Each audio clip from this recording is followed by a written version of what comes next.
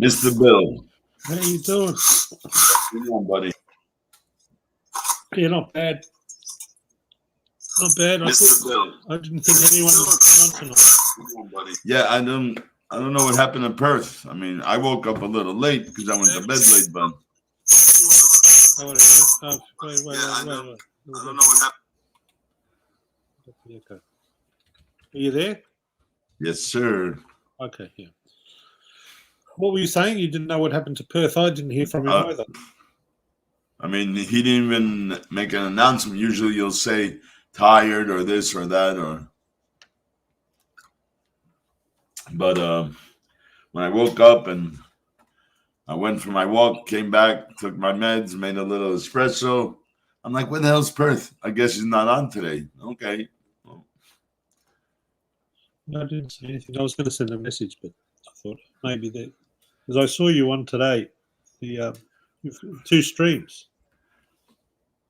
Today?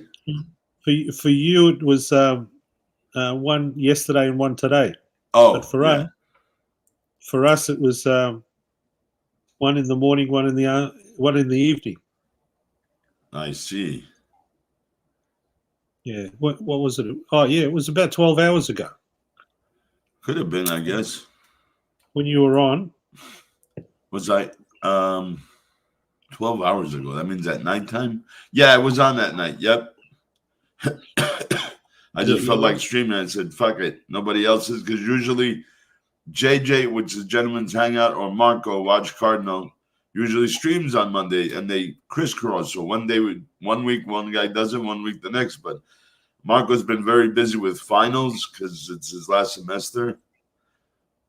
So I guess he's been quite busy. Yes, I saw it. I saw the stream today. Mr. GMT had come on, and there were the others, the regulars that were there. And so that was about midday for us. And now it's midnight. Oh, it's midnight. Yep. So you're 15 hours ahead. Yeah, we've just changed.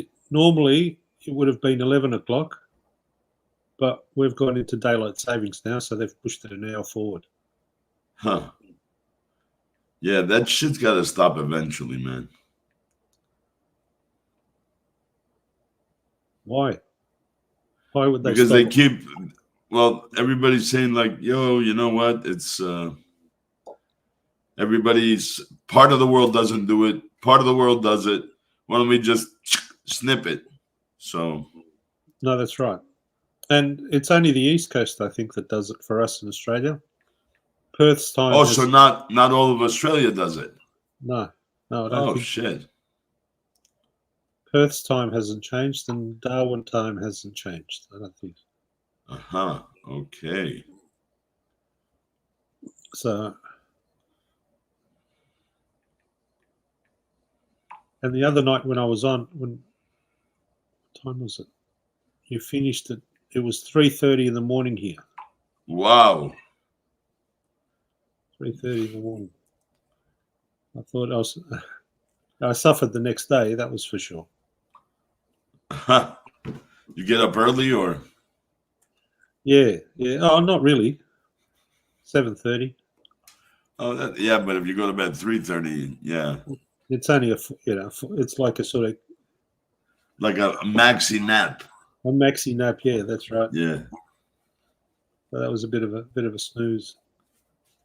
You know, when I was watching today, they showed that little that silicone hairspring that they put in the Vacheron. Was it the Vacheron? No, the Frederic Constant. Yeah, yes. But I know they've been using silicone hairsprings for a long time now. This wasn't a hairspring. What was it? This was a full silicone escapement. Oh. And everybody's like, okay, innovative. Let's see how it pans out. Some people doubt it. Some people say, no, it'll work. Silicone has an absorbency of heat, no friction. It's not metal. It's super thin. But we'll see. I mean, who knows? But I guarantee you, if they just came out with it, obviously it's been a while in R&D, some other bigger boys, much bigger boys, are going to look into this as well. My first thought was, yep, it's good, it's fantastic, but if you need to get it serviced or need to get it replaced, I can only go through them. it can only go through them. That's right. Yep. So, and here's the issue. You buy a watch, let's say, well, I think it lists for like 5Gs. So let's say you get a discount. Let's say you get it for 4Gs, 20% off, or 3,800. What happens? Something goes wrong after the warranty. You got to spend about 1,000 to 1,500. Do you really want to spend almost 45% of what you pay for the watch to service it? I don't know about that one. That's right. And we are talking Federico Constant, not Vacheron Constantine. That's right. What does a service cost to get a watch serviced in Canada? All depends on the watch, and all depends on the model. Because give me a watch.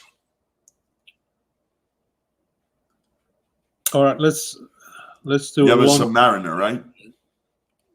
I had. Okay. Oh, yeah, that's right. What do you have? I've got a Panerai.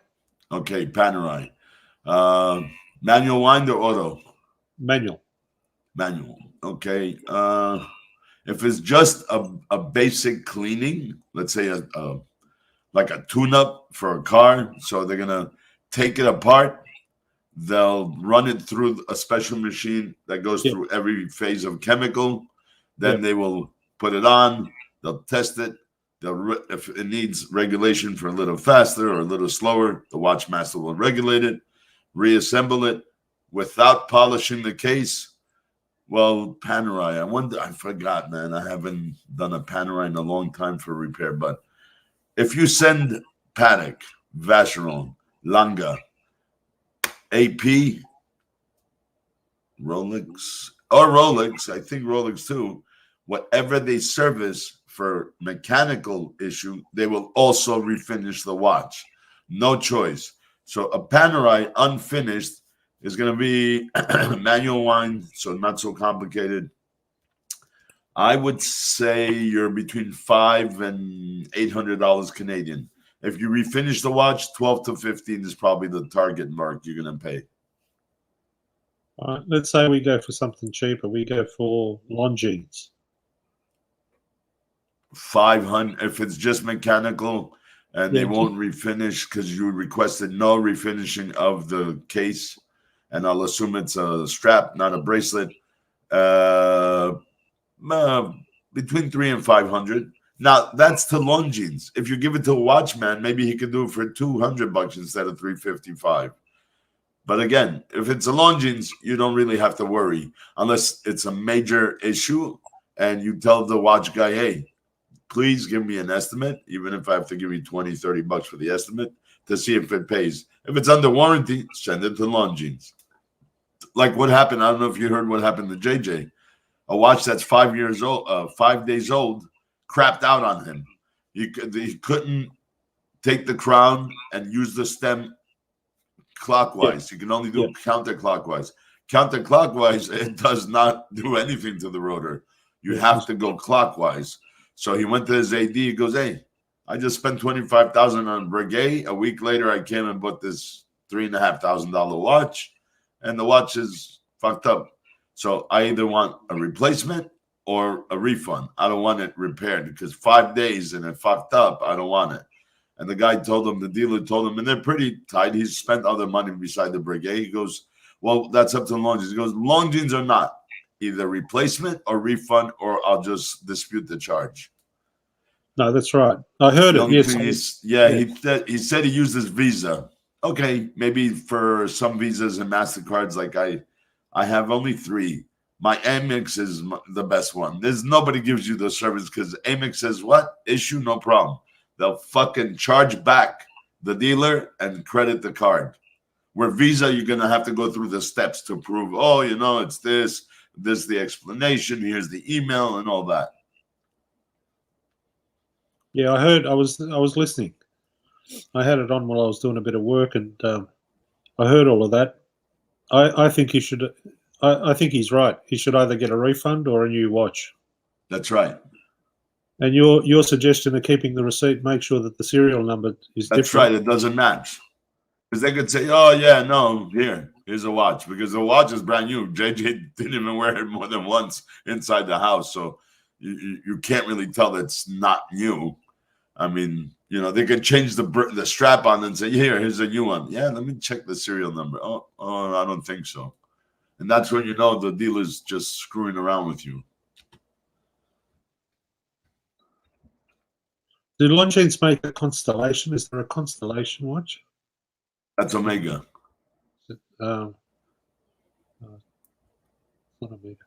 The reason I asked is because a mate of mine, I've got an Omega that I went, the strap, the metal bracelet needed a pin because it had stretched a little bit, and if you angled it a certain way, the bracelet would come undone. And my fear was I was going to lose it. So I found a watchmaker, not a watchmaker, just a repairer. Yeah. Because we don't have many in Melbourne. Most of them have closed shop, and most of them are in the city servicing all the businessmen. So it's hard to find a person that's not in the city. Anyway, I finally found one, and I took it down for him to fix it. It didn't cost much. It was about $50 or something. But a friend of mine, I think he's got a Longines, I can't remember what model, he said, look, can you ask him how much he would charge to service it, right? So I asked him, and the first question was, how old is it? If it's more than 20 years old, it'll be a different price, and if it's less than, say, 10 years old, it'll be a different price. Yeah, well, the movement's different. The parts might be harder to attain because allocation of parts that are discontinued are being held by guys who only sell watch parts. There are guys on 47th Street, and this is probably the oldest guy there. He's probably 35, 40 years, that he only carries watch parts. So anyway, the price was $800 for a newer watch and $1,500 for an older watch. Wow. I don't know what it needed. It must have needed a lot of work. Anyway, to buy that watch new, I can't remember the model. To buy that watch new is $1,400, maybe $1,600. Well, pays doesn't, unless it's sentimental value because of a family member that left it, bequeathed it to you. I guess it pays to buy a new watch. No, he found it. Oh, throw the fucker out and buy a new one. That's what I said to him too. And it's not like some vintage Rolex that might be worth 30, 40, 50, 100 grand. It's just the Longines. That's right. That's why he was shocked at the price. That's why I asked. I thought, like, if it was a couple $100, he probably would have done it. But for those kind of prices, was it automatic? Was it manual? Was it quartz? What? I think it's an auto. It's an automatic. Okay. Well, today I don't want to say it the wrong way. Today, China makes any movement. You can throw out your fucking movement, put the same hands and dial, and stick, if you have to, the cheapest, a quartz movement in it. Would anybody know except for the owner? No, I don't think so. That's right. And the quartz movement, it looks like analog because it follows on your dial. So, or you can get a very cheap Chinese-made mechanical movement. It could be automatic. It could be manual. It all depends. But they do make them. They definitely make them. The Swiss, I've heard, are using Chinese parts in their watches, as long as they meet that criteria. But I don't know how much that is true. Look, it depends on the manufacturer. A lot of people think that it's a scam that they say made in Hong Kong just because they have offices. It's not true. Guangdong is close to Hong Kong. So maybe because of operational costs, because Hong Kong's very expensive. And I've been to a watch factory that makes movements and watches. And they even had, like, in the 8 or 9 floors, they had a division. So 3 floors were shit, 3 floors were medium, and the last 2 or 3 floors were great. So it all depends, man, on the quality control. No, that's right. China, I know it's usually, contracts given to the lowest bidder, but look, NASA has parts on the fucking spacecrafts that are made in China. So it all depends on the company, and also it depends on the craftsmanship and the quality of the manufactured item. Well, yes, that's right. I mean, iPhones are made in China too. It depends on the Hell standard. yeah. It's the standard they expect. If the manufacturer or the people who are signing them the job say, "I want this quality," or "Don't worry about it," they're going to make sure they have that quality. Yep, I hear you. They meet that standard. Most definite.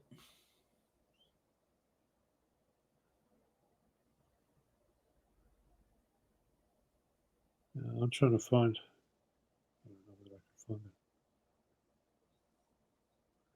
Wow, dealer chats are going nuts today. Yeah. Oh yeah, like ding, ding, ding, ding, just constant. And what does that mean? They're looking for stuff. Mostly the ones I get, because I weed them out from the beginning. And there's only a handful that I deal with to buy, but I deal with many to sell. And this morning has been nuts, like 1,200 WhatsApp chats in the dealer groups.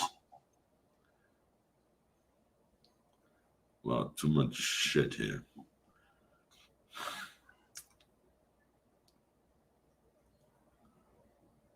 Now, I saw Roman drop the video today. You seen that one? The one that he's talking about going to Ireland? He's actually in Ireland. It's one of the watch app when he goes and meets Nico. Yeah, I've seen that. I saw it yesterday. Where he's giving him advice. Yep, him and his crew on how to run the business. Yep. You said dealers, and that was an interesting insight into what needs to be done. Well, Roman is the king. And the other thing was interesting. The not all the money is in selling retail. A lot of the money is in dealer to dealer, which Nico doesn't understand, and that's what he's trying to make him understand. That no, how does he say it? He says it. No you don't. What the hell is it? He says it in a way. You never lose money by making a little bit of profit. So I guess any sale is good, is what he's trying to tell them, which is true. I mean, if your retail at the show is a little slow, but then you got a dealer where on the private you'll make $1,500, on the dealer you might make $800 to $1,000. Take it. It's one less lost sale. That's right. There was someone. Who was it? It could have been with you in one of the streams, or someone else, where they were talking about. Might have been even Roman. They were talking about if you bought a Rolex in the 70s and kept it and sold it now, would you make more money by doing that, or buying it, making a little bit, buying it back and then reselling it, buying it back and reselling it over the years? You would make more money buying and selling it rather than buying it, holding on to it, and hope that the price goes up. Yeah, for sure. Which was an interesting analogy to how the business would run, how the business would work. Listen, I take the stance like Roman. I'm not going to put something in the safe that I'll speculate in my crystal ball that is going to be worth a super hype model. I'd rather sell, turn my money, buy something else, sell that, because in the course of the years that it would take for this item to go reach hypeness, you've made a lot more money than holding on to that one piece. And how do you know which piece you hold? That's right. That's right. How do you know? Submariners dictate a higher price on vintage than GMTs. That's right. In the 70s, everybody was like, we'll buy your Rolex, we'll buy your Rolex. We do not buy Daytona. Do not offer Daytona. They didn't want Daytona. So who knows?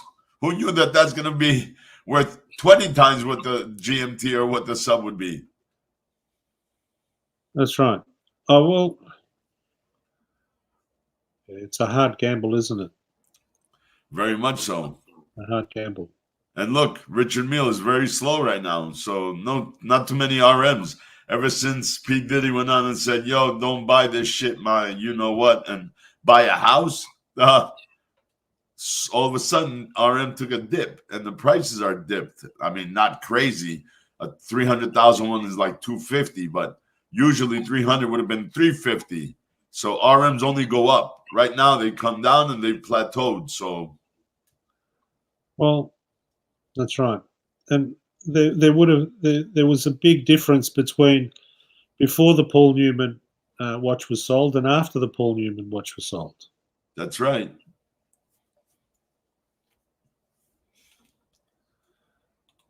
Carlino, you're right. Business to business, they know what to expect. Selling to the public can be a real pain in the derriere. Richard Mille, those watches are an enigma. They look like plastic but worth a fortune, right? Yeah. Not really an enigma. It's a hyped watch. Celebrities, stars, athletes. Truly, I mean, a regular collector, we're not talking about a multi-millionaire or a billionaire. A regular collector, even if he has it, he's going to think twice about dumping $250,000 or better, because there's models that are in the millions, to buy one piece, where they can consider buying 3 or 4 great pieces instead of that one Richard Mille. I had the 1103 titanium, and I thought it was one of the biggest pieces of craps I ever put on my wrist. Even for my big wrist, it was too big, too top heavy.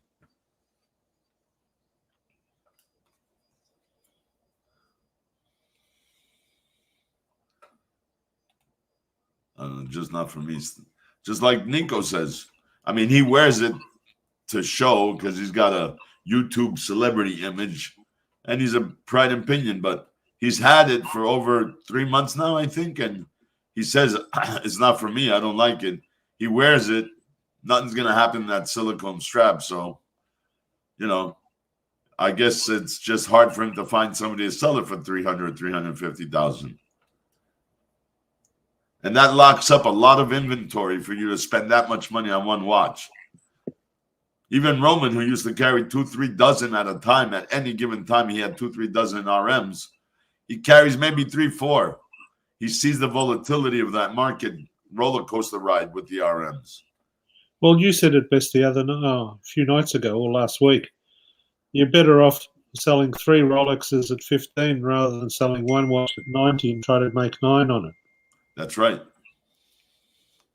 You roll it faster, you get another piece in the inventory, and you keep on going. Well, the outlay, the comparison is 36,000 compared to 90, and you're making the same money. Yes, sirree. I looked up that watch. It was a Longines Heritage Automatic silver dial. Okay. That's the one that he wanted. Silver dial. Huh. Heritage is an old model. They've had it for a while.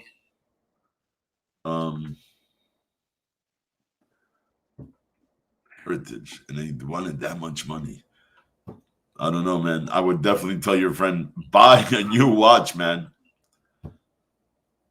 And if you found it, who gives a shit? No, that's right. I said to him, you can actually sell it for parts to a watchman. Well, that's what I said to him. I said, look, you'd either consider selling it or buy yourself some tools and a bit of oil and pull it apart and try to fix it yourself. Yeah, not as easy as people think it is, especially when you have to take the entire movement apart. You will, I don't know, but Watchmen, if you ever watch videos how they disassemble and reassemble, they don't line them up in order the way they took the parts out and then start from the back and go forward. They put it in sections, escapement pieces, rotor pieces, bridges. They know what they're doing. They've done it many times. So that's one thing I tell everybody, what are you going to do? You're going to, oh, really? You want to take out, you want to, where are you going to buy the crown and stem that you broke the stem off your crown? Nobody's going to sell you the part, just the part, because they need it for them to fix the same watch, let's say. So that's a very closed niche, very small market. The watch is working. It's fine. He wanted it cleaned, serviced, and re-oiled and regulated. And I said to him, look, if it's not keeping time and it's really inaccurate, but because I know he is that type of person that could sit there for hours being meticulous. Okay, and what happens if he stumbles in the middle of it? He could chuck it in the bin. I don't know. Oh, whereas for me, you take a watch like that to a watchman, and he'll see that. What the fuck did this guy try to do? Oh, he tried to play watchman. Okay, they'll bump their price up. Trust me, I've seen it done years ago. Now I don't know anybody who's got that savviness or technique or patience to sit there and do it. I think he has. Whereas me, I'd pull it apart and I'd break it. Oh, there you go.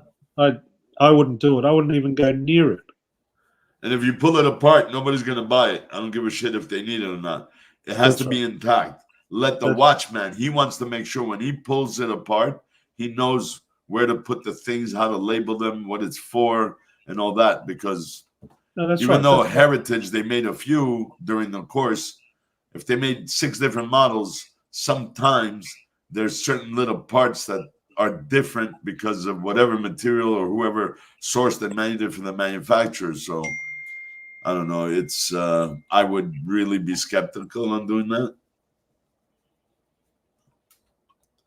No, that's right. No, I agree with you. But it's a course of our different options that he had that we were discussing. I said to him, hey, why don't you do this? Why don't you do that? But my first suggestion was sell it. If you're not interested in it, it didn't cost you anything. Whatever money you make, put it towards another one. If you like this model and it's $1,600, if you get $500 for this watch, the new one's only cost you $1,000. Yeah. And he was what? Just going to take it apart to clean it? Is that what you're saying? Well, yes, clean it, reassemble it. But how? He doesn't own the $5,000 machine that actually does a cleaning on the watch movement.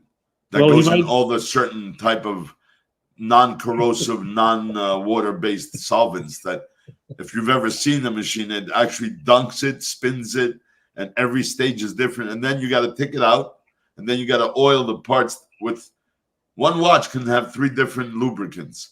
Yeah. How would he have done that? Because it costs money to set up as a watch, a benchman. And I don't know anybody who would invest the money to have it because they just want to service their own watch. Well, I said exactly the same thing to him. How are you going to clean it? He goes, don't worry. Don't worry. Okay, that's very easy. Yeah, I'm going to take and stick in acetone. Yeah, okay, don't worry. Lighter fluid. Yeah. Oh, yeah. Mr. Grand, yes, Stefano, do you collect anything apart from watches? Well, I don't consider having a couple of bottles of wine. I have a little bit of wine, maybe I collect, but nothing to make me a wine connoisseur or enthusiast. Yeah, I collect books, actually. Watch books. I have most of the books that have ever been produced that are worthwhile, not just regular $5 books. I mean, there are books that I have that are 5,000. Patek Philippe discontinued books. John Goldberger made a Patek book that the outside looks like the original Gerald Genta 76 box, which is made out of cork. So the exterior of the book, so that, I mean, I don't know, brand new was maybe a couple $100. Now it's about $3,500, $4,000. I have every single Mondani book. even certain customized ones that they're offering only to dealers with my name and my specific number that they printed. DVDs. Yeah, I probably have three and a half, no, about 3,300 DVDs. Books I buy, I read, unless it's something really, really, I don't know, super special. I'll keep it. Usually I donate it to, well, it all depends too where, but I donate either to the library or children's fund, depending on the age equivalent for the book and the reading. I also do collect cookbooks and a couple of magazines of that. Firearms, I don't know if you want to call me a collector, but I have my variety of rifles, shotguns, pistols. Like That's any it, really. That's it. Oh, coins. Yeah, I do collect coins, but I don't know if I collect them. I can't swear that I'm a collector. I think I'm more of an investor. I usually buy silver and platinum. Every so often I buy some gold coins or what are they called? Not coins, but oh my goodness. They're like ingots. They call them, let me see here.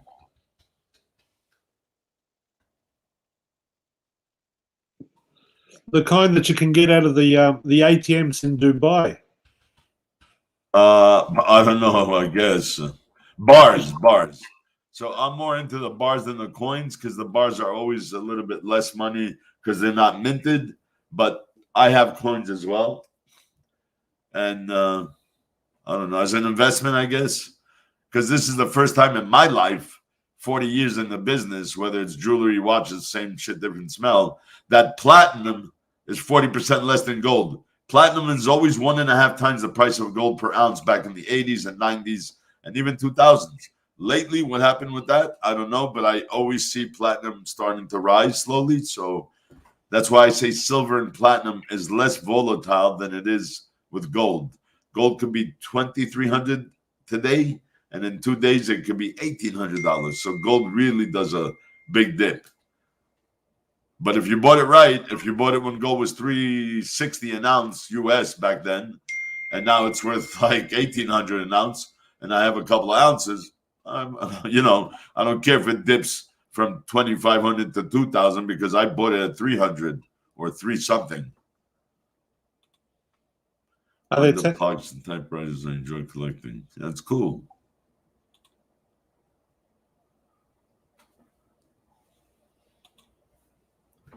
Sovereigns. Well, yeah, most Greeks collect sovereigns. You know why? Because of St. George. That's why. And because Constantine was of Greek heritage.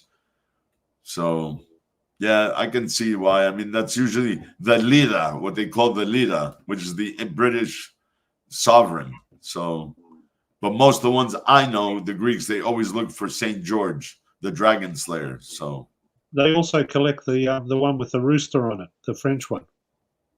Oh, you got me. Perhaps I am unaware of that. The majority. There are others that come and say, "I want a Krugerrand, I want a Panda, I want a Liberty, a U.S. dollar." No problem. But I've never had a Greek ask me for the French one. But the most Greeks will say, "I θέλω lira. I want lira with Saint George." That's okay, right. And they usually put it on a ring. I would never wear one, but as a collector, yeah, I have a few liras. So yeah, there's I can't remember. I know that a few people had asked for one, and it was they want the French one. It was one they wanted one or the other. Both of them were of equal importance to them or value. The French one with the rooster on it. That's all I remember. do you know why they would want that? Don't know. I mean, hey Stevie, thanks for joining, buddy. Rooster. I mean, the Greeks make a meal that in kokoras, which is rooster in Greek.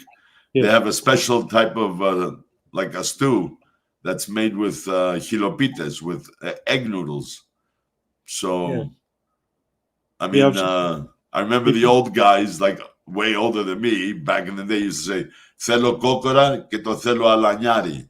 That means they want a rooster, but they want a free range rooster. They want to have that extra chew, that little extra bite That's in right. their meat. But ingots are bullion. Yeah, that's true. Ingots are bullion. Swiss ingots are usually most sought out. Valcambi is probably the biggest today. Gold is fungible, always a good long-term investment. That is true. Okay. The French rooster gold 20 franc gold coin was minted 1906 to 1914. So during the First World War or Yeah. before, in between So First and Second World War, yeah. So maybe that's why maybe. those coins were currency back then. Yeah, it could have been for sure. Yeah. I have high-graded Cypriot sovereigns with Macarius. I never knew that they made a British minted coin, put Macarius on their stampings. Usually it's Queen Elizabeth, King George, and the Dragon Slayer on the other side. So you got me. It's got to be a Cypriot thing. I'm not sure of it. Yeah. I collect bills from my wife and daughter. Duco, there you go, pal. There you go. Oh, and in my, if you want to call it my gold or precious metal investment, my bullion, I have a couple of bills like $1,000 bill American, $500 bill American, $1,000 bill Canadian. You know, couple of each. That's it. Nothing crazy, nothing major. I'm not a big crypto guy. Maybe I threw in a couple of thousand and I switch it up. I change it up a little here and there. If I see I made a hit of a couple of grand, I pull it out and leave the original investment. So I'm not a crypto guy. So I don't know anything about it. I go with my gut. If it makes some money, good. If not, it was just a couple of dollars I made somewhere else and I put in there to see what's the hype about it. Most people want British sovereigns. Gypsies wear sovereign rings. Yep, more than gypsies, brother. You'd be surprised how many Greeks wear sovereigns, and it's a big coin to wear it. It's just under an ounce, but hit the thumbs up, guys. Thanks, Stephen. Thank you for the upvotes. Upvote our favorite watch deal. Otherwise, he gets grumpy. Yeah, Duco. No, I don't. But thank you, though. I appreciate anybody who does, and if they don't, they don't. It's all good. It's all good in the hood. But I got 9 upvotes and 32 viewers, so. If you guys are watching, it would be highly appreciated that you give me the upvote. Yeah, I see guys that are, I don't know, man. I have a big hand and a big wrist, like my tree trunks, but I would never try to wear a sovereign. I think it's too big, it's too bulky. Plus, the setting, the mounting you have to put that damn thing in has to be strong enough. So they're always made thick. Back in the days, they used to ask for nugget style. They used to ask for a diamond cut style, or some very few wanted just a plain, super shiny gold. Some cut it down, don't they? They use a half a sovereign. Yeah, well, Just you so that can it's buy a smaller one, but yeah, usually the actual sovereign that the Greeks want has the. Oh, excuse me, 1 second.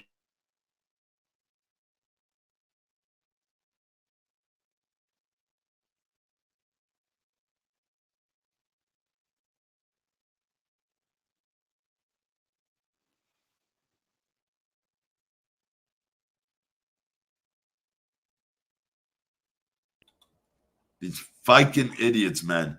Every time, because I have a drop-in center, so I pay a yearly fee and I have a mailbox, and they accept FedEx, DHL, UPS. It's an actual UPS shop that does other couriers. So I don't know. Every time there's a delivery guy, like DHL uses Intracom. It's a company here in Canada.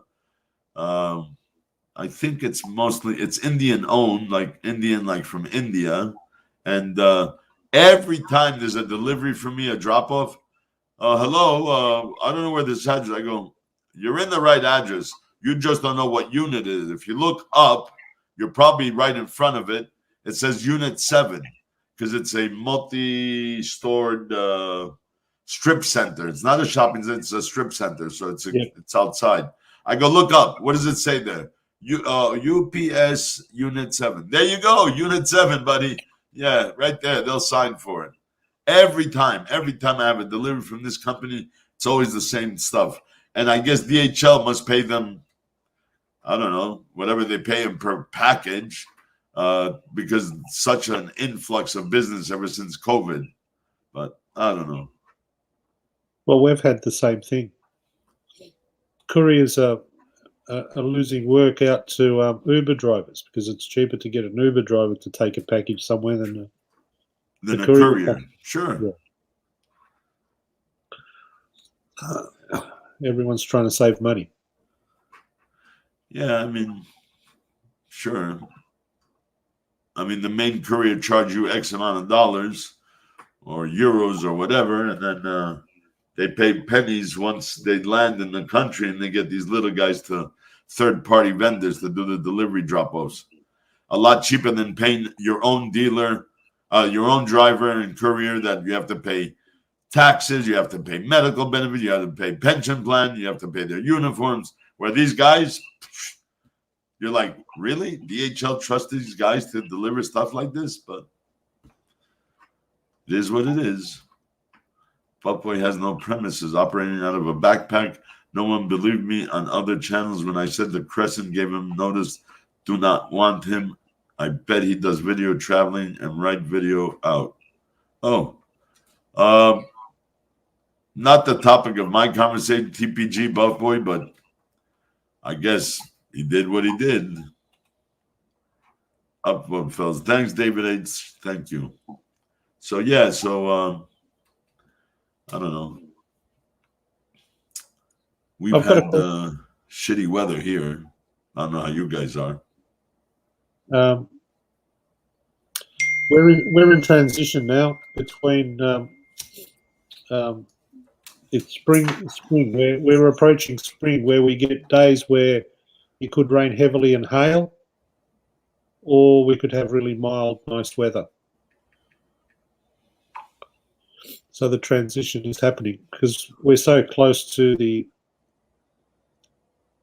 Antarctic that we get the cold blasts coming up this time of the year. Huh. Well, we're in fall, officially fall, because it is constantly raining. Temperatures have dropped down to the 40s. So yeah, the 40s don't make any sense to me.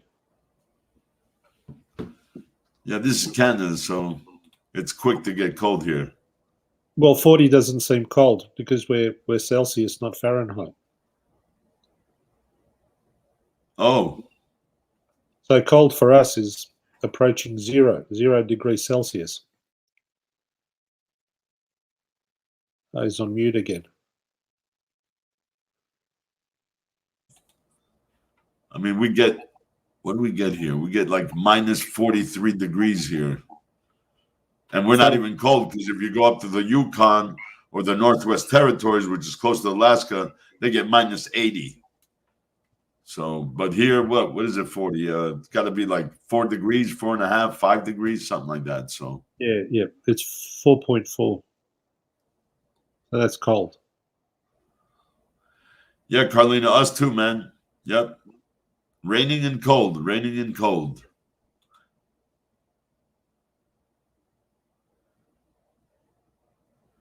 Tim Ryder's lives from London. Well, Tim covered it. I mean, he was working. You gotta give him credit for that. He was the only one, right, from the community. So not only that, but he gave us a very good insight as to what happens. Whereas all the other videos the others are producing is very edited versions of what happened.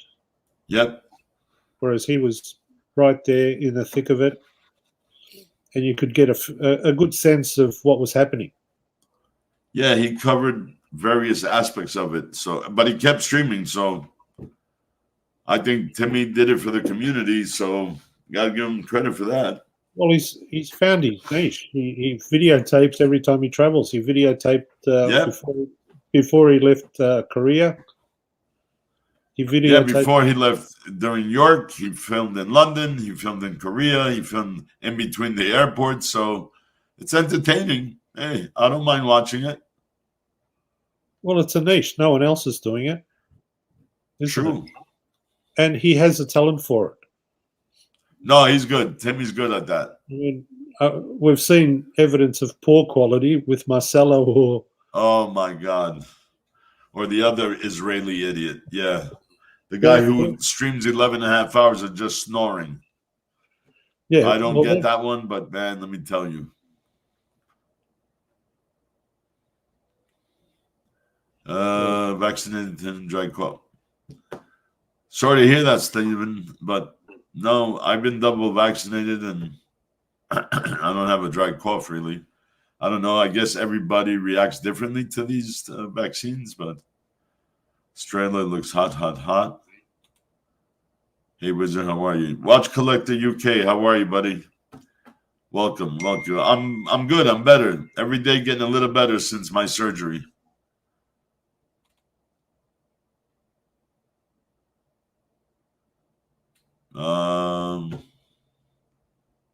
Stephen, look what Carlino says. Probably not associated, but I'm not a doctor, so I can't say.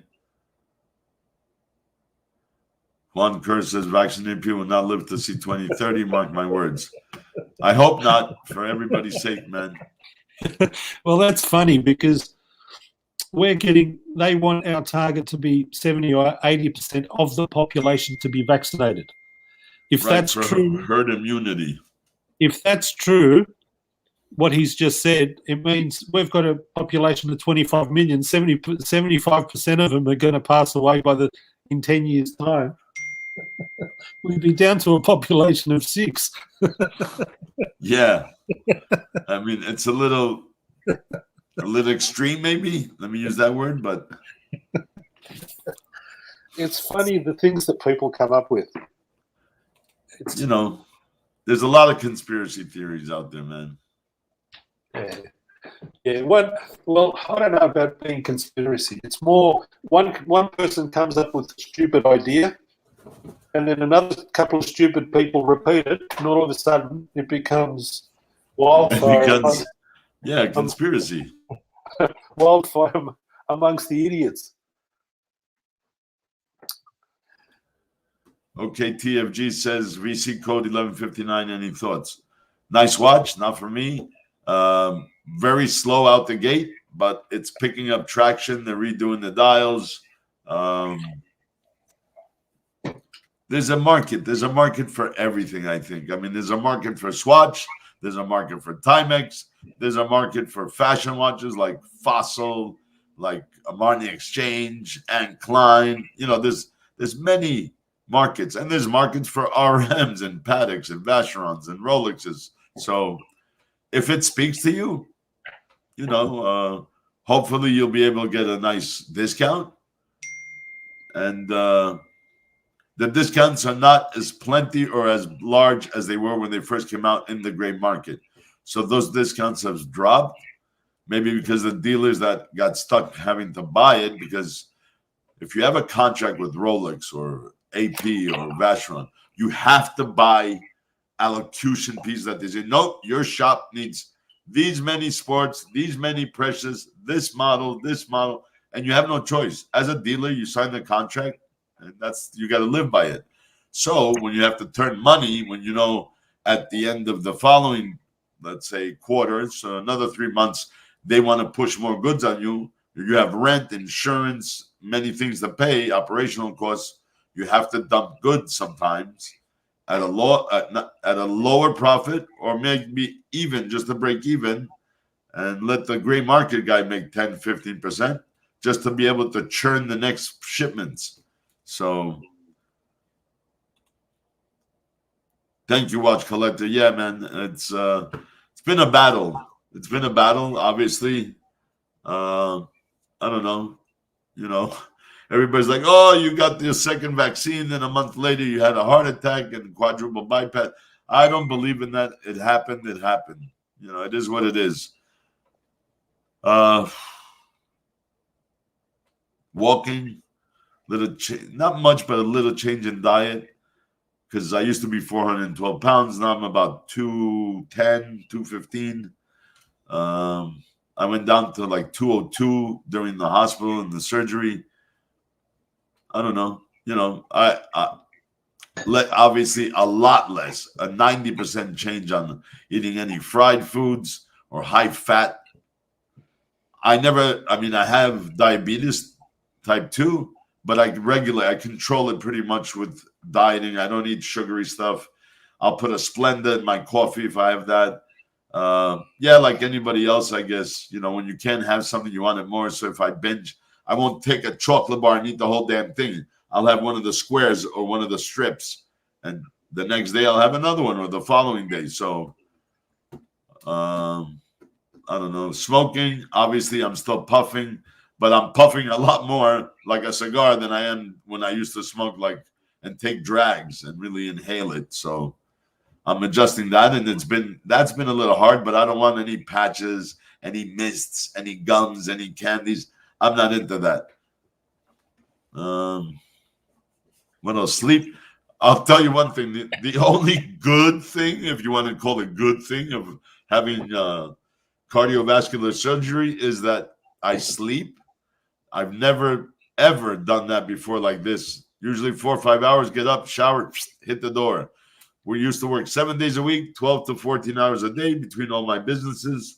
And now that's it. I'm done. I thought I was going to slow down my life when I went through cancer, but I did, but then I picked up very fast. This has been really life altering. So I'm going to take a contract. The day I went for surgery is the day I was supposed to start academic orientation at either the college or the academy where I was going to I signed the contract, but I had to inform them that I can't do it. So January, I'm going to go back to being a professor or a teacher or an educator, whatever you want to call me. I will teach physics and calculus like I've done many years. And I bought a small building last year, which I rented the upstairs, and the downstairs I'm going to put a small brick and mortar watch shop by appointment only. I'm not going to be open for all walkers, people, passerbys, foot traffic. No, I'm going to do by appointment only. Serious people, because there's some nice percentage of serious people in this little town that are collectors. For the most part, Rolex, but there are some with Omega, some with JJ LeCoultre, IWC, Zen, even the German brand. So there's some, and you know what? Nobody sells that or 8. There's nobody in this town, and there's probably 7, 8 nice sized jewelry stores. Of those, only 2 are private. The rest are like the Carrot Shop or Zales or whatever. You know, one of those franchise brand. Nobody carries 18 karat. And I do have one little section, one showcase that will be specific for ladies. So I'm going to have ladies' watches, but I have name brand jewelry that only 18 karat. Bulgari, Cartier, Van Cleef, and Tiffany. Those are and Damiani. And maybe some Foppe, which is very high-end Italian goods. But that's all 18 karat, all with GIA certificates. And a lot of friends of mine here, I'm not one. You know, you hang out with your boys at a wedding, you smoke a stogie, I puff away. I'm not a cigar guy, sorry. But there are many cigar lovers here in this town. They mix it with their whiskeys or their bourbons or their IPAs, so they want me to, and I did. I ordered, I have inventory of DuPont guillotines, the cutters, a couple of ashtrays, lighters, pens. So one section, one small showcase will be dedicated and devoted to my cigar people around here that I have an auto repair shop I'm selling. I have my drop-in center, which is a nonprofit, which I can't. I mean, that's probably where I'll spend some time more so beside the people I pay to be there.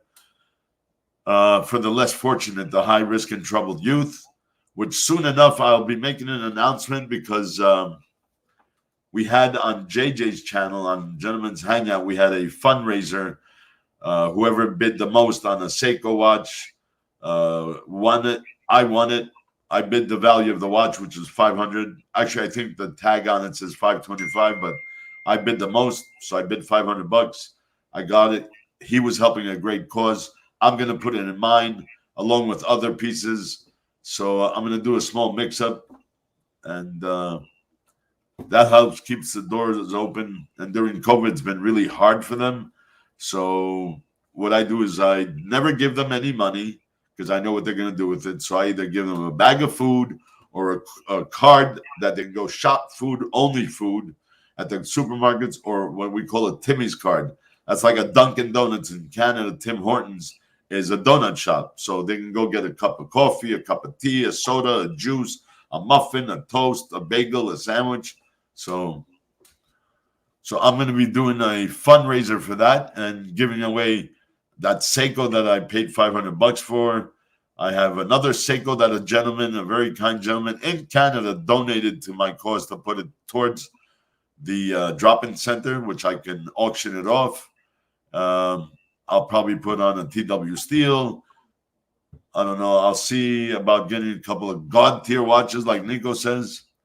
So that'll be coming up. That'll be coming up to help with the food and the cards. And like the drop-in center is about 1,200 square feet. So that's like 120, 110 square meters.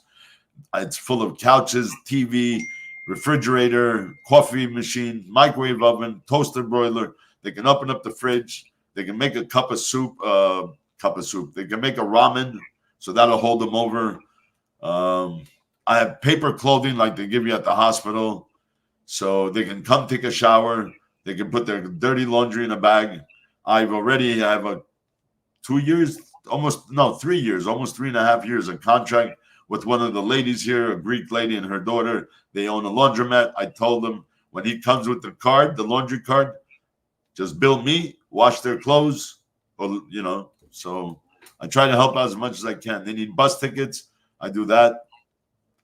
So we deal with the high-risk troubled youth. So I do the best to change their path. I've had some real good success stories from being an alcoholic and a druggie in the street, what we call couch surfing. One night with you, one night with me, one night with them, one night with them. They travel around and they couch surf. That I got them on the right path. I got them into drug programs. I got them into taking their GEDs, their general equivalency diploma for high school. Actually, 2 of them even made it through college, put them through college. One went to the trade, one went to academic programs. So, yeah, it's great. It's great self-gratification to see somebody succeed and change their life. So, we went through that. So, no tire kickers? No tire kickers, brother, no.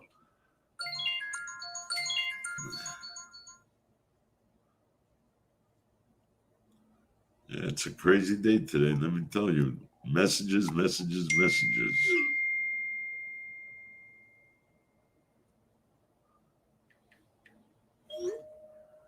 Oh, that must be a delivery. Give me 1 second, gents.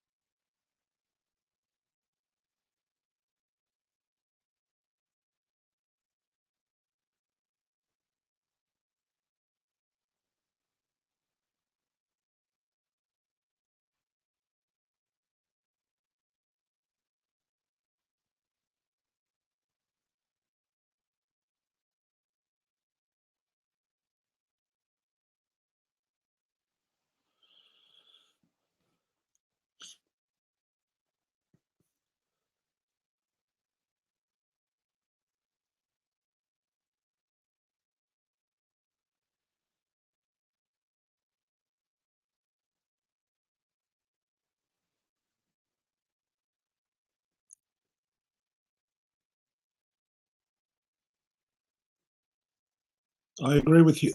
Stephen, I agree with you. Tirelessly helping others despite his own health. He's been helping others even before he got sick. No, he is an incredible guy. I agree totally.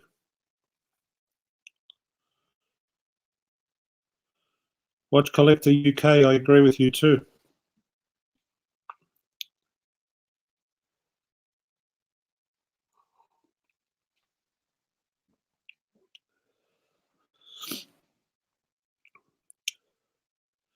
I wonder, I should ask him when he gets back.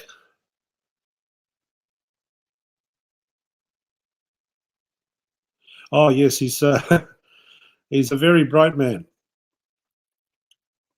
He teaches physics and calculus, plus a whole host of other interests that he has. I'm sure he's got a great brain.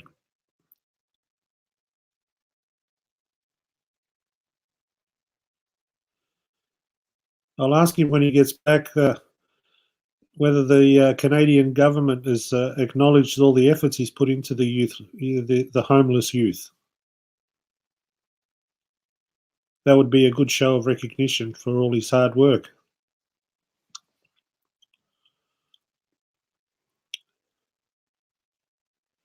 Stephen, are you in America or Canada? Because you met him in the AL show. Where was that?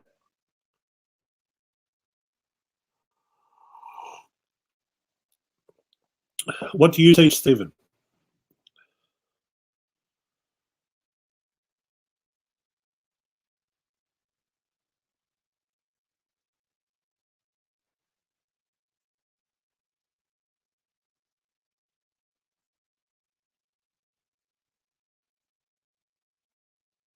Oh yeah, he goes on to a lot of watch channels. He whichever live stream is on, he'll pop in. He'll make his presence felt and known.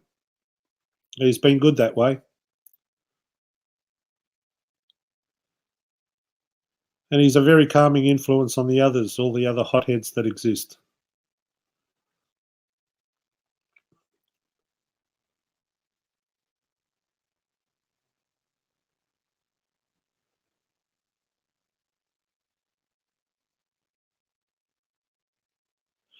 They do here in Australia as well. They acknowledge them. Canada being part of the Commonwealth, I'm sure they would have something very similar.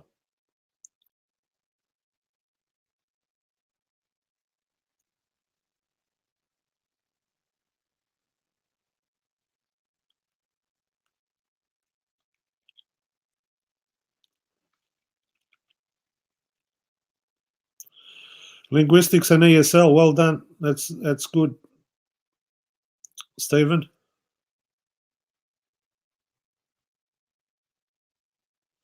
Yes, I saw. I saw that. Well, AC3 is not the brightest people in the world, even though he might think or say he imagines that he is.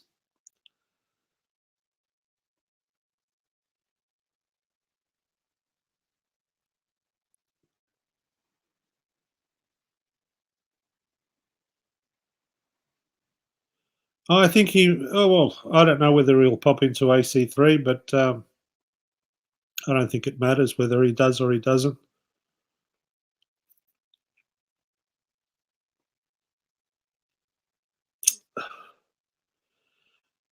Oh, I don't know.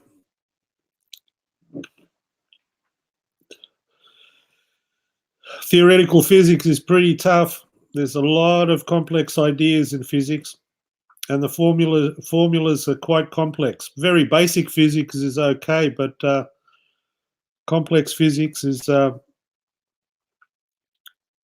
very hard to wrap your head around. It can be explained very simply, but I've seen some of the formulas they've used, and I can't make heads or tails out of them. Yes. It's not only AC3 isn't the sharpest knife, it's the fact that he thinks that he's the sharpest knife. That's the problem. But if you notice one thing that he does with anyone that comes on, it's all about how much money do you earn? What work do you do? Have you got a wife? How beautiful is your wife? How ugly is your wife? He's trying to find things to put people down. That's the only thing he does. He tries to find and pinpoint something, a weakness that he can exploit. That's all he does.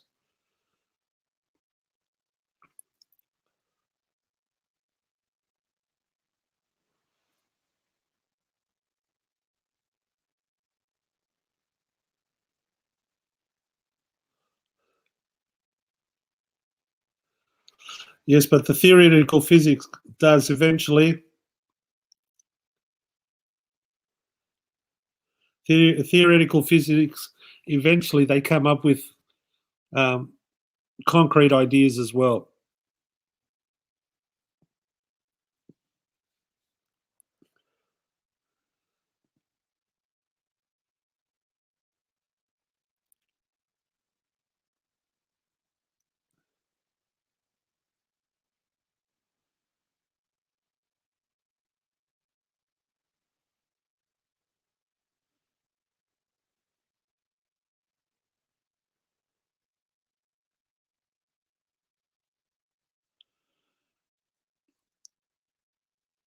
I only ever understood basic physics.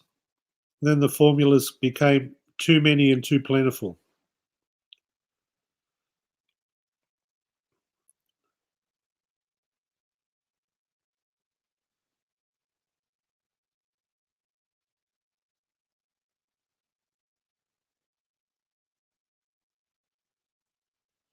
That's right. That's the other thing that AC3 does. He tries to manipulate people into giving him money. That's right.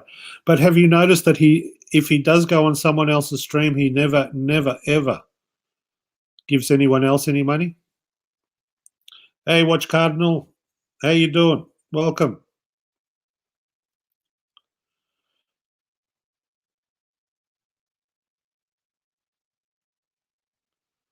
One curve. Don't tell me a scientific theory is any different from normal theory.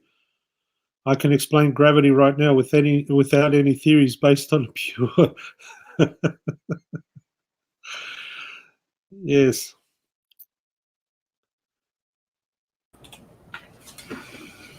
Hey, Stefano Wizard, you're back. Sorry about that. That's all right. We were discussing physics. Oh, there you go. One curve. Can you say one curve? He can explain gravity to you right now, he reckons. Part of getting old wins is just like watching in the service. Yeah. You're Greek, so you know how to cook. Use them skills. Yeah, I do. I like cooking. I'm Greek and Italian, so I was blessed to be taught how to cook. You do look much better, Stefano. We'll see you slowly recovering. All will be well. Thank you, Carlino. Highly appreciate it, man. Never listen to what a politician says. You know they are lying just because they open their mouth. Yeah, because their lips are moving, right? Moderation, just have a little of what you like. Yes. Watch Collector UK, definitely. Everything in moderation, even moderation. Sounds good. Yes, I am. Do what you enjoy. Yeah, within limits, of course, but yeah, I can see that. Watch Cardinal. Thank you, Watch. Thanks, Marco. Good luck on your exams, man.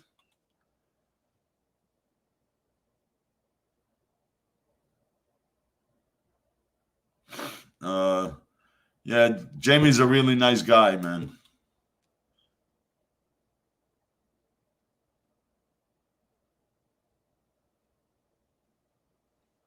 Okay, so Juan Kerr says about gravity, more like a wooden spoon. Hey, science and math is not for everyone, guys. So it is what it is. Now, this is based on this. I actually mentioned that if you go back one, I said that has the government or the government acknowledged the good work that you've done with the youth, or the Me? or, Yeah, I'm in the city. I'm in the city's website, and I'm on the city's uh, directory that only goes to agencies, like social service agencies, because I don't know. I figured I had nothing to do. We had a major shutdown for about 5 months last year, and I had started it, but then I accelerated the program, so I finished my MSW, my Master's in Social Work, yeah. last year, and so yeah, I mean, I've been on with high risk and troubled youth for I don't know since 2015. Yeah, 15. I guess I started it, and yeah, I'm in the books. We're a That's what. nonprofit, so. Yeah, that reference there was because I mentioned that in the UK they give OBE and MBE.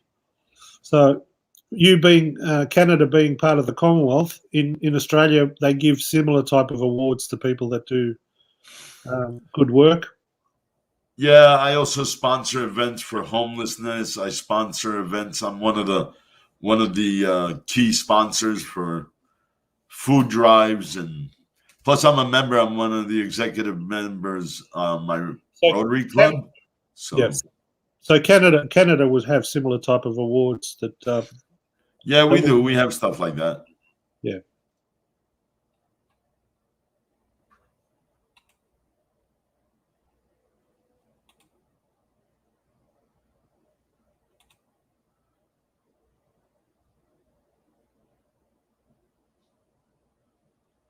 Yeah, I mean, theoretical being the key word. It's all theories. Can't make heads or tails out of it because it's nonsense. Use your common sense.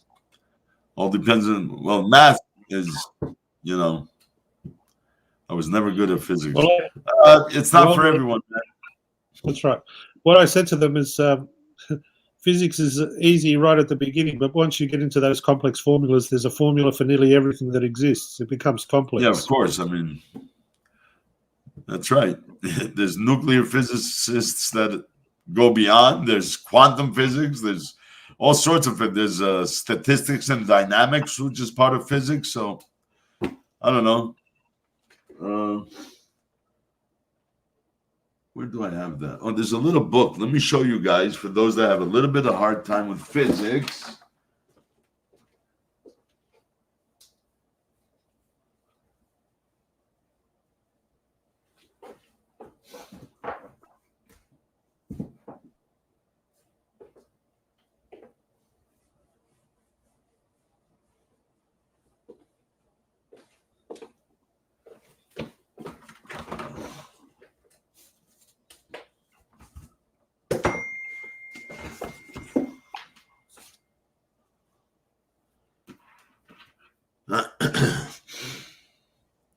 So those who are somewhat curious or intrigued or interested, this is Carlo Rovelli is the author, and it's called Seven Brief Lessons on Physics.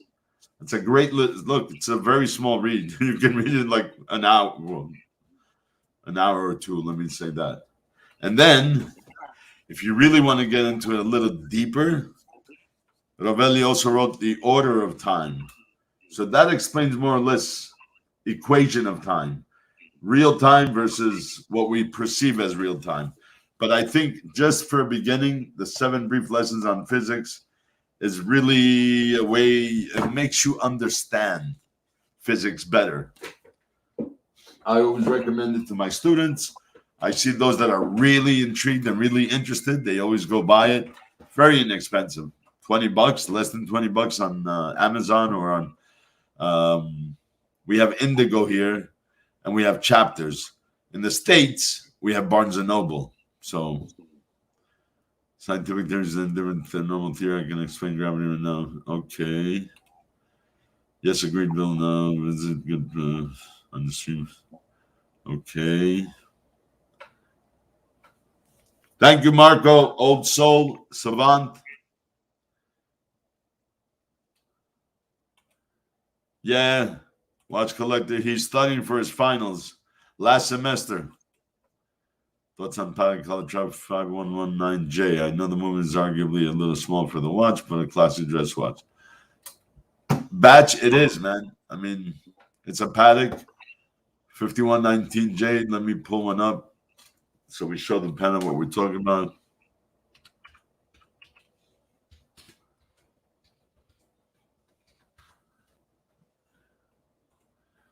So we get a good picture of it. There we go. Small seconds.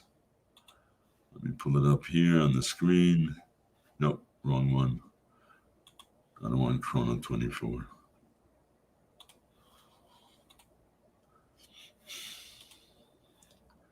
And go to stream, share, show screen, share screen.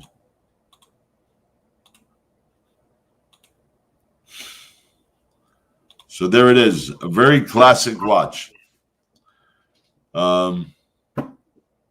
Small seconds.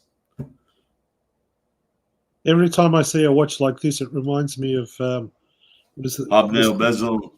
The 6498 or 6497 movement. For those that want a simplistic yet eclectic watch, if dress watch is your thing, you can't go wrong. You cannot go wrong. It is a classic Patek Philippe. So there's that. If that speaks to you, go for it, man. You can't go wrong. I'm doing good, watch collector. Finish up last of my schoolwork and we'll be back stronger than ever as of Wednesday. Attaboy. The earth has a testable negative charge. The air density and buoyancy. I guess, Mr. Kerr, you want to talk about physics? That's good to hear. It was good to see you back on JJ Stream HC32. Watching David Weiss and open eyes and mind. Time makes so much more sense. All the evidence-based conclusions. Parmigiani, Miami James. I don't know Parmigiani that well. Maybe in 40 years I've sold maybe 3, maybe 2 for sure, maybe 3. I don't know. A lot of people have mixed feelings and reviews. Is it a great watch? Good movement? Great company? Yeah. Beautiful finishing. Excellent movement. Have they not taken off for any reason? Maybe the name. A lot of people think is the name. Fleurier, meaning something within the flowers or florist. And Parmigiani, which is like cheese, right? Italian Parmigiano Reggiano is the best Parmesan in the world. But maybe the name is what did it. And now a lot of people are talking about they have several models, but use a different crest or a different way they did the PF. Never, even the ones that I sold were mint, sealed, boxed, papers, everything. So I never took it to put it on my wrist. I can see they're always too small for me. So, but everybody, even those companies like the Off, they have a following. Some people, the design or the color or the shape or even maybe the name speaks to them. So there's nothing wrong with it. With those watches, it can be exclusivity too. Not many people have them, so it's exclusive. That's another thing, yeah. So limited production. You won't find that many other people if you're in a crowd of room of collectors that'll be wearing one. Maybe one in a couple of hundred. I don't know, or 1,000. Right. And some people like that exclusivity. Not many people have what I have. Juan Kerr. Yes, I am. There's where I blank out. Too dumb to be stupid. No, it's just not for everyone, man. Math and science is not for everyone, where others excel in literature. So don't feel bad. Parmigiani. I think it's a great piece. It's a nice watch, made well. Beautiful finishing. Design-wise, there's some that I like. There's some that I don't like. But, like any other brand, I don't like all Rolexes. I don't like all Pateks. I don't like all Vacherons. Every company has a niche or has that nice special piece that people are, I guess, attracted to. So they radiate towards a certain shape or style or design. So, yeah, it's all good.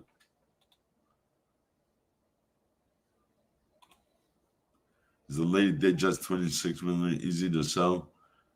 Depends. I mean, if somebody's looking for a ladies' watch, and if it's whether it's stainless or two-tone, diamond dial, not diamond dial, I think so. I think it's pretty. I mean, you just got to find somebody that's looking to buy a pre-owned or pre-loved watch for their significant other.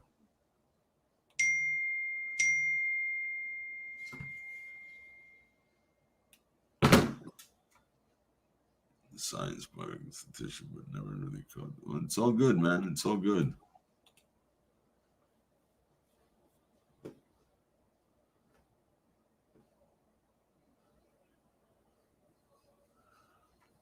Yeah, I mean, Tonda is a popular model.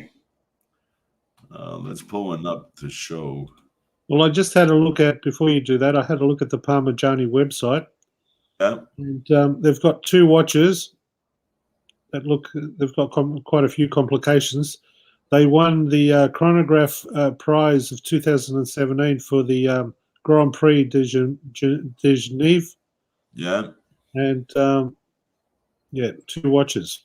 That manually wound chronograph. So they've been awarded. Obviously, people in the know have given them some sort of accolades.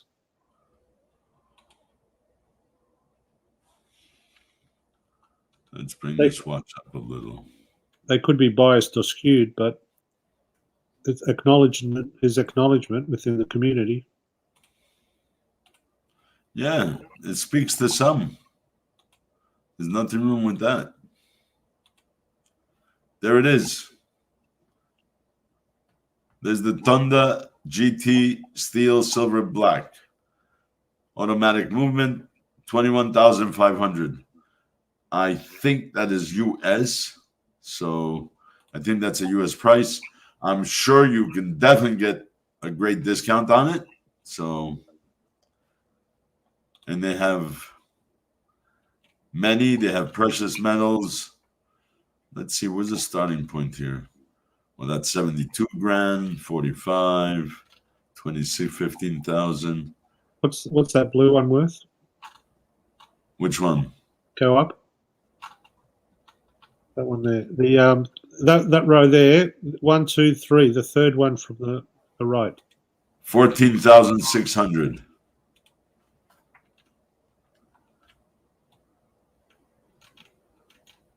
Well, that's got a big date. Yep, it's got a big date. Is it precious metal? I can't tell. Is it No, stainless steel. Stainless steel. Steel silver, it's called. Blue indices, blue hands, blue date window with white. Out of stock. Oh, so I guess it's a popular model. Yep.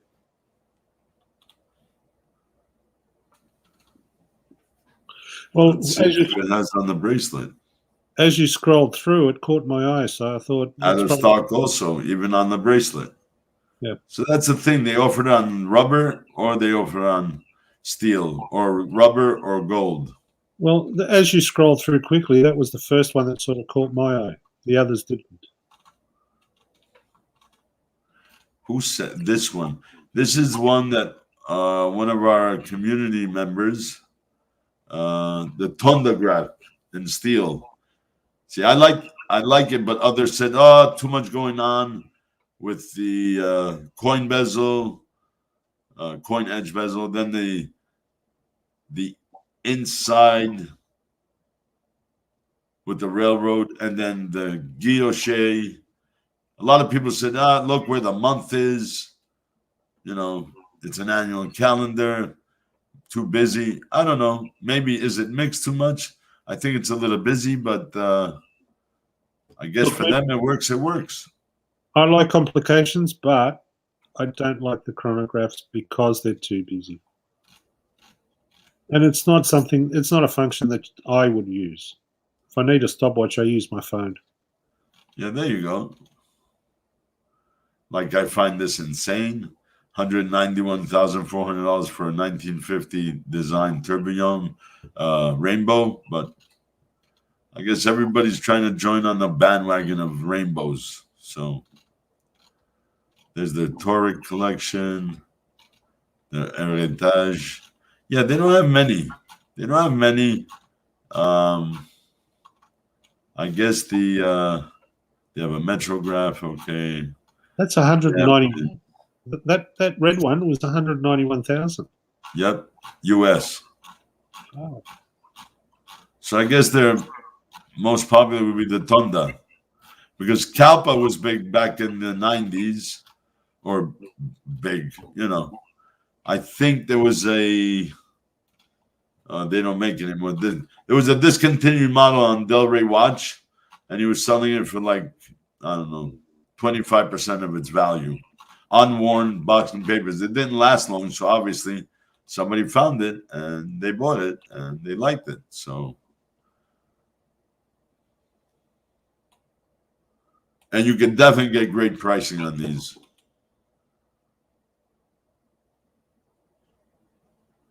And they've got ADs in America, Parmigiani AD. What, Parmigiani? Yeah.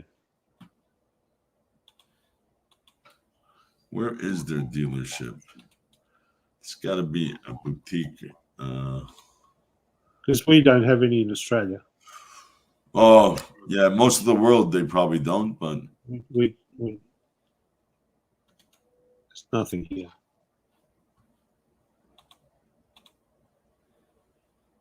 Parmigiani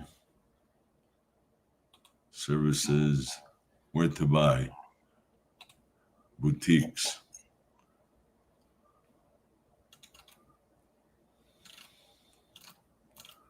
Boutique Parmigiani in Paris, Shanghai.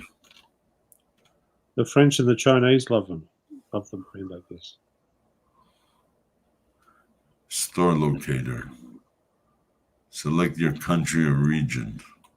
They're called Parmigiani after the owner, Michael Parmigiani. So it's not after the cheese. Oh, wow.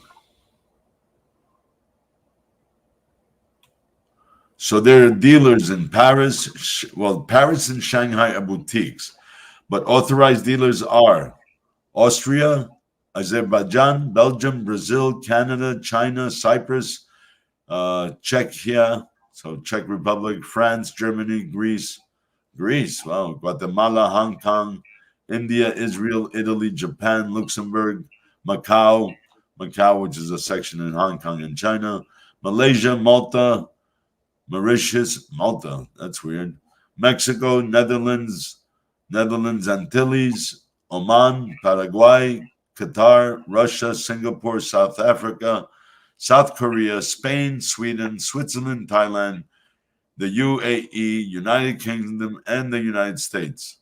Well, I'm intrigued now. Let's see where the hell they have this in Greece. Well, here's a bit of his history, Wizard. He had a choice of either being a watchmaker or an architect. Who's this? Parmigiani.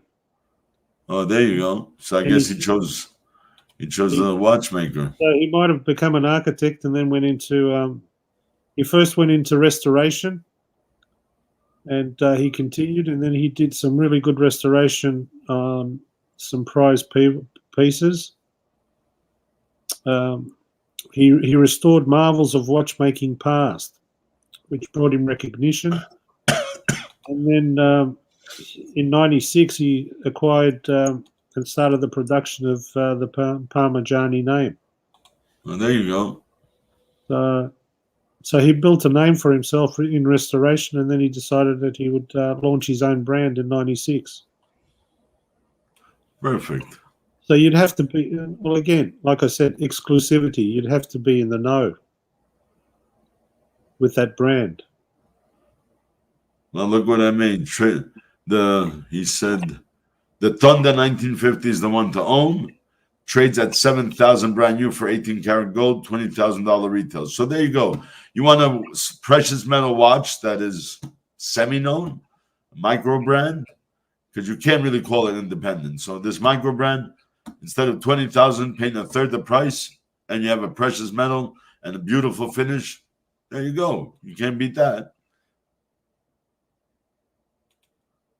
The best watch I'm seeing is Bill's Elange, which looks like a race car steering wheel bend.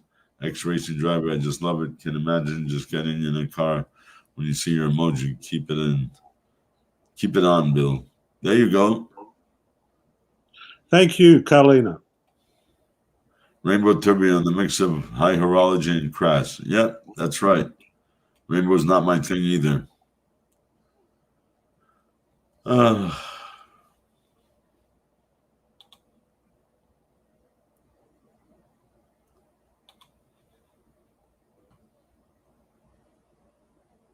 All right. Got another question for you, Wizard. yep. Have you ever seen or come across in your travels these grand complications that Vacheron have made or Yep. Patek? Have you? Oh, I've seen plenty of Grand Sauniers, million plus, with the chiming hands and everything. Yeah, with the hammers. Vacheron, I've seen. They hold the I've record. seen their tourbillon. I mean, their tourbillon. Well, I Perpetual today is nothing. So I guess seeing the Vacheron, I was offered one actually before my heart attack from my manager pal in New York City. She says, "Hey, look what I have," and she showed me, and I'm like, "Beautiful, but not for me." Well, the one I think the most impressive one is the Grand Saunier Patek Philippe's I've seen. What about, look this one up, the 57260. It's the most complicated watch ever made. It's got more complications than the Patek one. Yeah, that's the Vacheron though. The Vacheron, yeah. But don't forget that's a pocket watch. It's not a watch, it's a pocket watch. Yeah, let me pull it up. It's 9 centimeters across. What pocket would fit that? A monster. Oh, it's huge. Yeah, 57260. Yeah, I know it very well. I actually have a book on it. Window, Chrome, Vacheron, share screen. There we go. By the way, the thickness is like 3 Panerais because of all the complications in it. Now, my question is, if you own this, if you bought this, and obviously a technician set it up for you with all the dates and everything running smoothly, you'd be a slave to this watch, having to wind it up every morning to make sure that nothing was out of sync.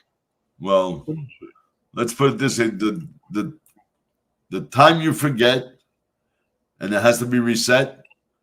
Get ready to spend thousands. It's got to go back to Switzerland, and there's maybe 2, one for sure, but maybe 2 watch masters that can actually reset it and handle it. Look at the size on this: 50.55 millimeters thick. Yeah, 5 centimeters. It's about, what's that, 2 inches? Yep. It's like a steak. A 2-inch steak. It's gorgeous. I mean, I don't know whether you like pocket watches or not. You got to give this mad credit, but I do. But the thing that would create the most stress for me isn't the price, as much as it is having to make sure that that thing is wound and never forgotten about. Well, if you can afford this watch, you can afford to pay a couple of $1,000 to have it reset. But it takes dedication and devotion. You have to be a pocket watch guy. Just like if you're a grandfather clock guy, you have to make sure that you maintain it by keeping it wound. Well, if you can afford it, you can afford to pay someone to wind it for you every day, so you don't. Well, there you go. You can have James, the butler. That's right. Have you wound my pocket watch, James? Yeah, righto, governor. Be right there, sir. Yep, I can see that happening. Let's see what it says about technical excellence. Look at that movement. No wonder it's so thick. Of course. Now, talk about physics. What physics is involved in this? Well, you got the Hebrew calendar. You have the astronomical calendar. You have a lunar calendar, a religious calendar, alarm functions, Westminster carry-on, Other functions, 6 time measurement, 7 perpetual calendar. It's fully loaded, man. 57. Yep, 57 complications. And it was commissioned by someone. Oh, I don't think so. They just made it and then they sold it. No, it was commissioned. Well, so you're telling me there's only one in the world? Yep. Yeah, well, let me see. And it took close to 10 years for it to be done.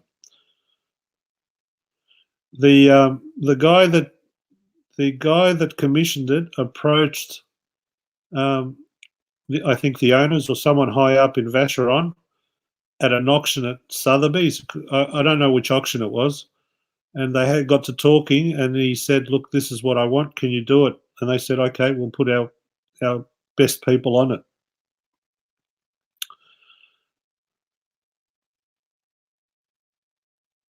And they undersold it. They said, "Look, we're going to try to do as many complications as possible." They didn't think they could get 57, but they pushed it so they could break the record, and they did.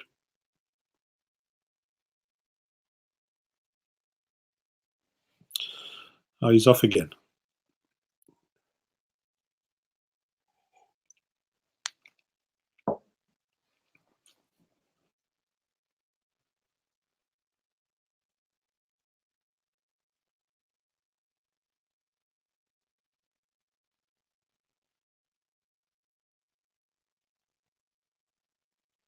It's been sold. It has left the VC vault. Mr. Grand.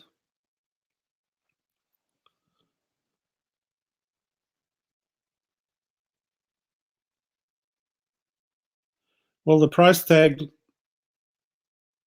the clip that I saw, the price tag was, no, he's talking on the phone. The price tag that I saw was, they said 10 million or in excess of 10 million. There was no real price that was given. Obviously, it's confidential.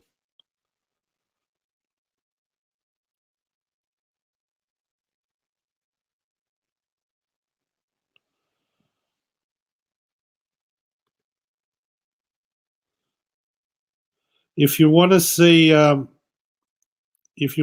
watch and it being discussed, if you go to Watches TV, it's on there.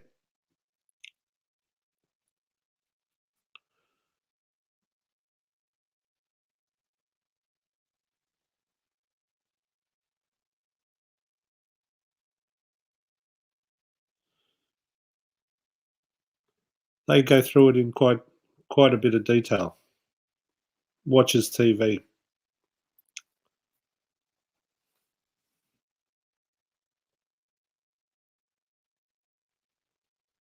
Morning Horology.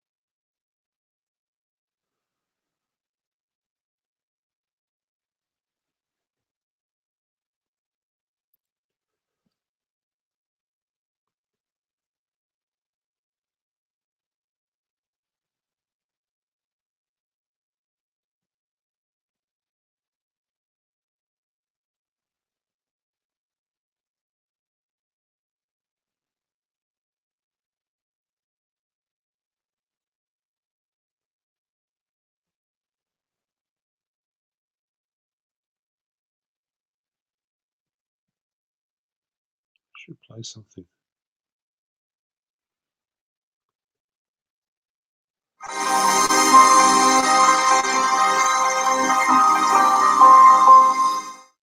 Essential electrolytes without the sugar. New Gatorade, no sugar.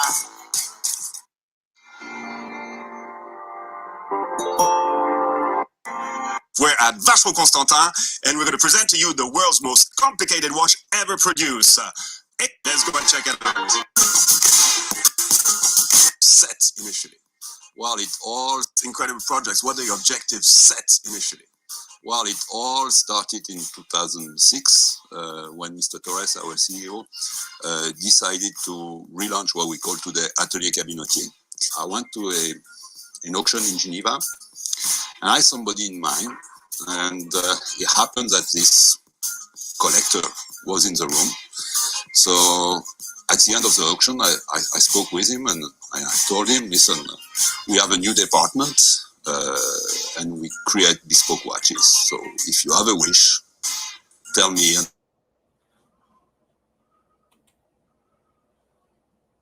Yeah, sound is on. Sorry, I had to take a call, guys.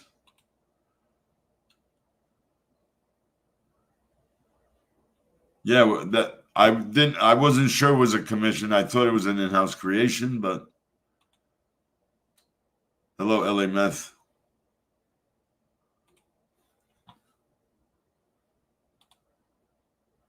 Yeah, for sure, one hell of a pocket watch. I mean, I don't know. I mean, Jamie had a beautiful one. Jamie Opulence that has Yes. a 5231J. He bought a beautiful Tiffany Patek Philippe. So, and it's funny because the dial only says Tiffany. Patek Philippe says in the back and the rear case and the and the movement mechanism, whatever you want to call it. So, yeah, but this one is like super special. I'm sure it went for millions. So, No, it was commissioned. no, it wasn't. Did you It read was. what he said? He looked it up. No, here I It was was playing an it. in-house creation. Yes, it was an in-house creation, but it was Yeah. commissioned. Where is it? I'm just going to play a snippet of what I was just playing. Okay. Most complicated watch looked at me and create bespoke. I thought was in the room. So at the end of the auction, I spoke with him, and I told him, listen, we have a new department, and we create bespoke watches. So if you have a wish, tell me, and we can make it. And he looked at me and says, well, in fact, I do have a wish. I say, what is it? He said, well, I would like you to make for me the most complicated watch of the 21st century. I say, okay. So you set the bar really high from the start of this Cabinotier initiative. And coming back to that specific watch, so what kind of complications are we talking about? Well, the request was a minimum of 36 complications. That was really a very simple request. So, of course, we had to think about it. A team of 3 persons were dedicated to this project, and it took them, like a month or 2, and they said, okay, we can do it. This team of 3 watchmaker engineers had something else in mind. They had set themselves another objective, and their objective was 46 or 49 complications. But they never wanted to tell me because they didn't want to say something that they were not sure they would be able to achieve. On the pre-project, basically, the client came back and said, well, there's something I would really like to have in the watch. You say, yeah, what is it? He says, well, I would like something that's not been made before. I would like a perpetual hebraic calendar. Again, the team of 3 guys say, okay, we think we can make it perpetual. It's based on the Metonic cycle, which is a cycle of 19 years. The idea was to treat it in a different way. Technically, there are 2 kinds of perpetual calendar. You have perpetual calendar working on 48 months, or you have perpetual calendar working on 12 months. The idea was to take the best of those 2 solutions and have something really readable, and that would take not so much energy on the caliber. We have on this watch 57 complications. That sounds quite crazy. And what were kind of the main challenges then during that development phase? It's not one complication in particular. What has been a real challenge is to have those 57 complications in one watch and working together. So that was it. That was the impetus for the so it was the commission piece rather than they made it and then try to find a buyer. Cool. Quicker, what's up, man? Zeitwerk striking time. Yeah. So, did it say how much they sold it? They didn't say the price. They said it's in excess of 10 mil. Oh, of course. And it took what, 9-10 years? Yeah, something like that. I didn't want to play the whole lot, just in case it bores people listening to it. So, but it was in excess of close to 10 years. It took him. It took him how long just to set the thing? It probably took him a year just to even be able to set it or put it together. It's like that other watch that that you had up, the one that had the picture of the girl with a pearl earring. Oh, yeah. Where it took 6 to 7 months just for the painting. Yes, sirree. Let alone the rest of the watch. So this one, you can imagine 57 complications. Oh, for sure. All of them to work in unison and in continuation.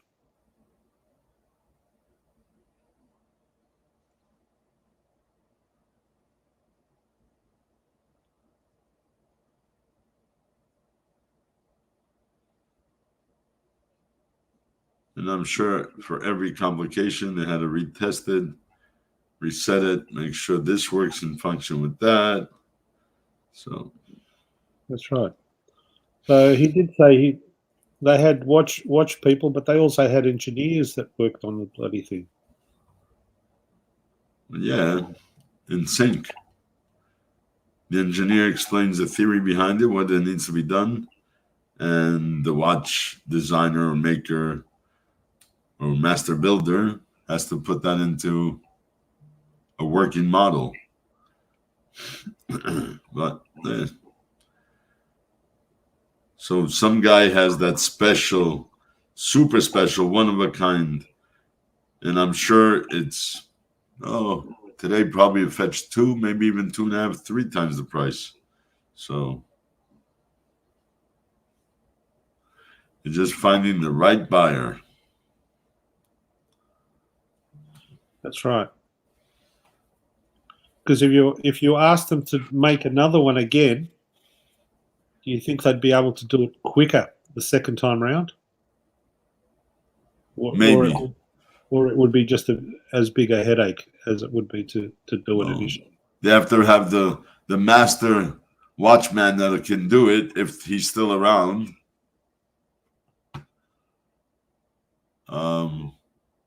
Maybe because they've already worked it out how it's to be made. So instead of going initially to the drawing board, so now probably a little faster. I wouldn't say lots faster, but probably a little bit.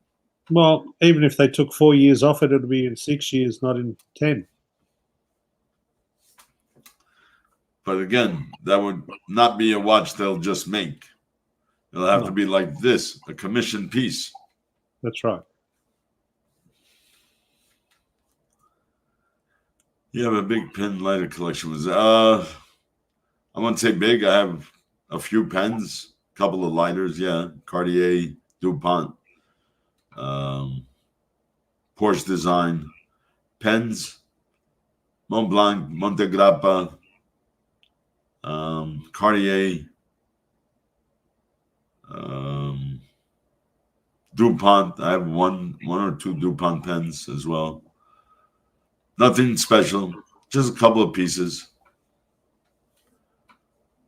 So, guys, we are on over almost 2 hours. I'll be ending the stream in a few minutes. Thanks for the upvote. Thanks for joining. Thanks for hanging out. Perth, I don't know what happened. I'll reach out and see if he's okay. Normally, Perth gives us a message in the WhatsApp groups and says, hey, I'm not streaming or tired or busy or whatever. So I will find out. And hopefully he's well and just busy doing other things. I'm pretty sure he is. it's nighttime there, so maybe he's out to dinner with family or friends, or Oh no, it's almost 2 o'clock here. 2 a.m. 2 a.m. Yeah, Well, maybe he was out and then called it a night and just went that's to right. sleep. Yeah, So I think so. he's entitled. So again, gents, thank you for coming on. Appreciate it. I will. I'll find out what's going on with Perth, and if he's on in the morning, I usually go on his channel at 7:30 a.m. Eastern Standard Time, and then Perth usually does not stream more than an hour and a half. Rare that he goes close to 2 hours. So after him, tomorrow is Wednesday. So, well, I have my 7 a.m. Rotary meeting Zoom. Yeah, then I'll be on Perth, and then I might just do a small stream again for about an hour or so. And have a great day. Have a good night. Thanks for being here. Bill, thanks for the company. No worries. That's why I'm on. Guys, Keep your have a company. great day or a good evening.